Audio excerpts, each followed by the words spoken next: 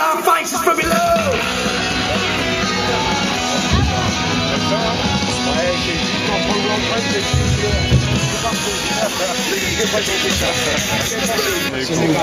L'histoire du mois.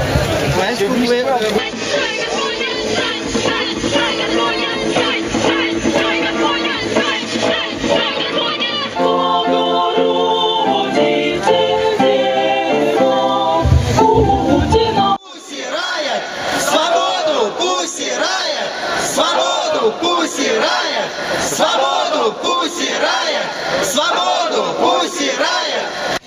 Masha, Nadia et Katia sont des prisonnières d'opinion et sont victimes d'un procès politique, clairement. Aujourd'hui, pour avoir chanté pendant 3 minutes à l'église Christ Saint-Sauveur, on les retrouve d'abord incarcérés pendant 6 mois dans des conditions inacceptables. Et donc ce procès ne devrait même pas avoir lieu. Est-ce que vous pouvez juste nous rappeler, nous rappeler ce qu'elle voulait dénoncer en allant chanter comme ça dans la cathédrale, et également dans quel contexte cette performance a été faite? Eh bien, elles sont allées ça fait depuis octobre que Pussy Riot fait différents événements, différentes chansons. Ici, dans la cathédrale Christ Saint-Sauveur, elles en appelaient à Vierge Marie pour l'aider à se débarrasser de Poutine. Donc une chanson engagée, une chanson certes politique, certes peut-être un peu choquante de par la nature dans une église, mais cela ne justifie même pas une arrestation. Donc il est absolument scandaleux que ces femmes soient prises pour avoir chanté simplement une chanson, certes à caractère politique, mais voilà, leur liberté d'expression a été complètement bafouée de par cette arrestation et ce procès est totalement unique et sans fondement. Tout à fait, mais elles sont victimes pour l'exemple finalement.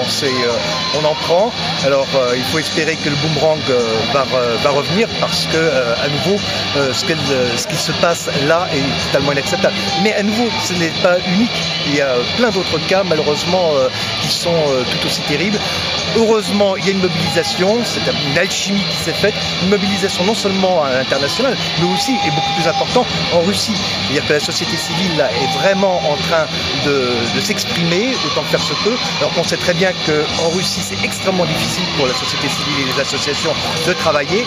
Et puis, voilà, c'est aussi les citoyens russes qui commencent à se poser des questions. Il y a des débats sur le web partout. On n'a jamais vu ça depuis 10 ou 15 ans en Russie. Il y a vraiment aujourd'hui quelque chose qui se passe. Il y aura, je pense et j'espère, un avant et un après le procès des Pussy Riot. Il faut impérativement les libérer sans aucune condition et immédiatement. Donc ce qu'on peut attendre aujourd'hui, bien sûr, ce serait ça.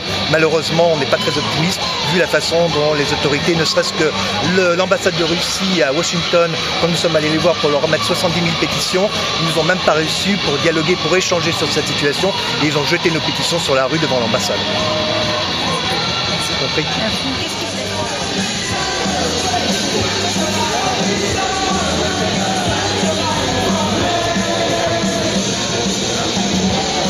Libérez Pussy Riot! Libérez Pussy Riot! Libérez Pussy Riot!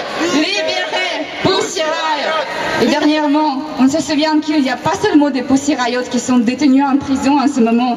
Il y a d'autres participants aux manifestations pacifiques à Moscou qui sont détenus en prison maintenant. Il y a 16 personnes, deux étaient libérées récemment. Je pense que c'est grâce à nous et aussi à nous ici en France qui les soutient, qui suit en direct ce qui se passe en Russie. Donc continuerons les amis, soutenons les gens en Russie pour leur combat juste, pour leur liberté.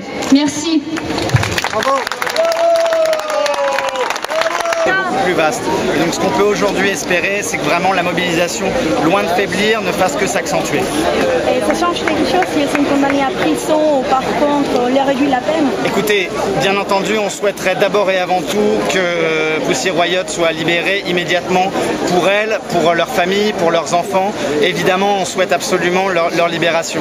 Mais le symbole de la reconnaissance de culpabilité est en soi déjà une très mauvaise nouvelle pour la démocratie et la liberté d'expression en Russie. On voit très bien que le pouvoir poutinien a voulu faire un exemple pour vraiment museler toute la contestation qui avait commencé à se mettre en place en Russie pendant les périodes électorales.